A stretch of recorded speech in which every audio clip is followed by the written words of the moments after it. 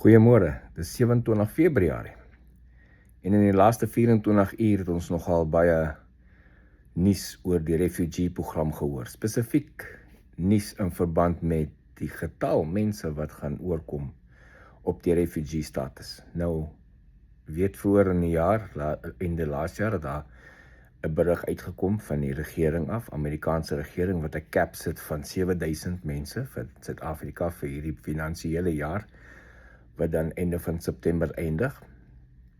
Maar gister het daar berig uitgekom wat nog nie onbevestig is deur die ons het nog nie iets amptelik van die US government af nie, hierdie is van reporters af, dat die Amerikaanse regering beoog nou 4.500 per maand om in te bring. So, dis altyd baie goeie nuus. Enige increase van die program is altyd baie goeie nuus. Onthou, ons het altyd daai tyd gesê, paar maande terug al gesê, moenie te veel worry oor die cap nie. Gaan jy net aan met die proses. Die cap sal na homself kyk. En vandag wil ek net bietjie die temperature afbring en realisties raak. So hier's die realiteit van alles. Onthou, daai berig het uitgekom. Kom ons sê dit is direk van die amptelike van die Amerikaanse regering af, dat hulle sê, okay, dit is nou oop. Ons gaan 4.500 'n maand van Suid-Afrika afvat. Moenie verwag dit gaan oornag gebeur nie, want daar is 'n groot logistieke proses wat eers in die gang moet kom om 4.500 te akkommodeer elke maand.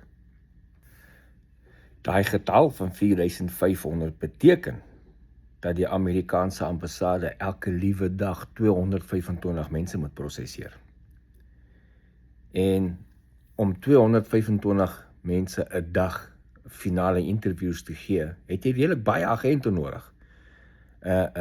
Een of 2 of 3 of 10 ouens met wie men werk, is nie so maklik om so baie mense te prosesseer elke dag om te interview nie. Never mind die proses aan die ontvangkant. Is daar genoeg caseworkers om al so baie mense te ontvang? Nou onthou ek vir 'n paar maande terug gesê, daar was 'n pilotprogram aan die gang, wat kan help met die mense te vermeerder, wat op 'n slag inkom. Hierdie is dalk deel daarvan. Daai pilotprogram is hierdie dalk deel daarvan om te help om die mense te vermeerder, om nie te veel impact op die program te sit nie. Maar onthou, kom ons jump nie die gun nie. Kom ons bly realisties.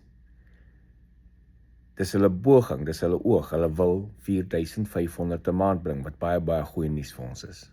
Maar die realiteit daarvan is, die logistiek agter dit moet eers in plek kom. So hulle praat klaar van hulle wil 'n hele afdeling bou of aansit of byvoeg net by die Amerikaanse ambassade in Suid-Afrika, wat dis al wat hulle gaan doen. Hulle doen net hierdie proses, wat baie goed is.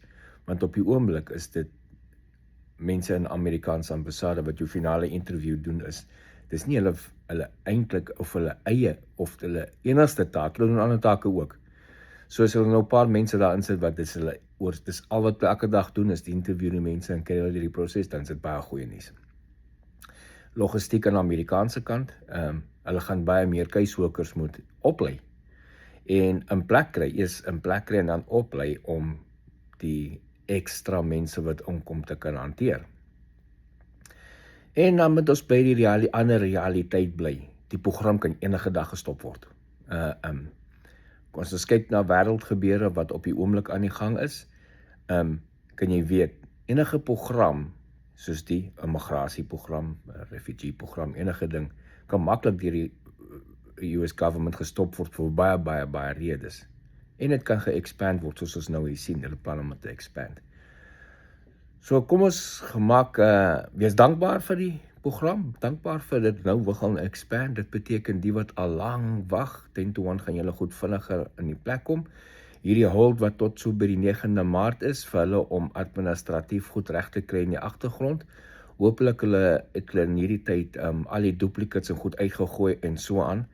En wat die system geflat het, daai mense wat gedink het hulle slim en meer as een e-mailadres opgemaak het en meer as een keer aansoek gedoen het, wat nou effektief die program ophou.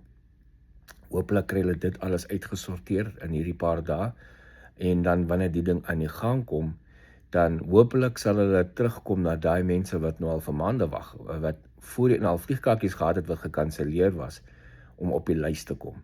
Die ander ding wat ek ook aan dink, onthou as hulle 225 mense 'n dag prosesseer, dit beteken 225 mense 'n dag moet Amerika toe kom. Nou mense gaan nou sê, jou wiskunde is nie lekker nie. Onthou 225, ek praat van werksdae. Ek praat nie van maanddae, weet. Hulle werk nie op Saterdag en Sondag nie.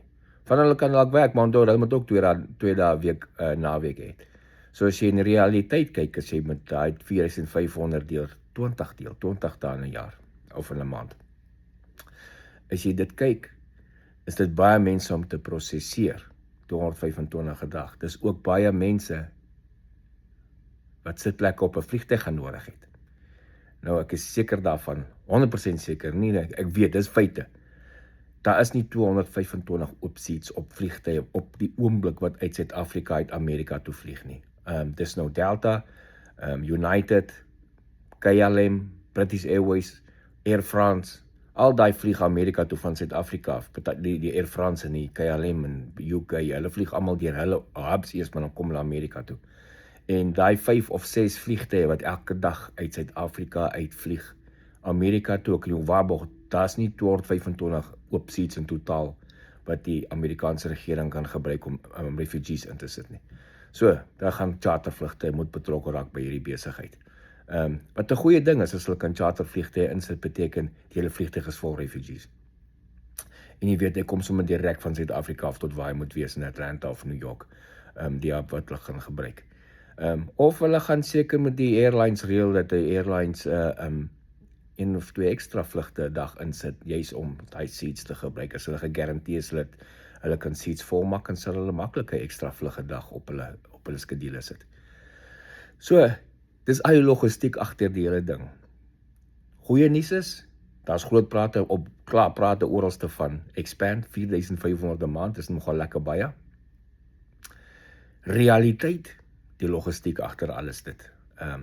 Moenie die logistiek uit gedagte uithou nie. Dit gaan nie oornag gebeur nie, niemand gaan 'n vinger snap en volgende dag kom jy 225 mense elke dag hier aan nie, of elke werksdag of weekdag, of 5 weekdae, by 5 dae week.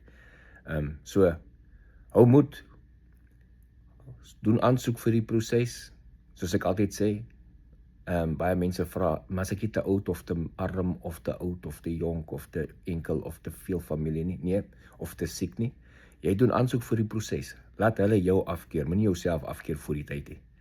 Alright, dis dan vandag, sien julle later.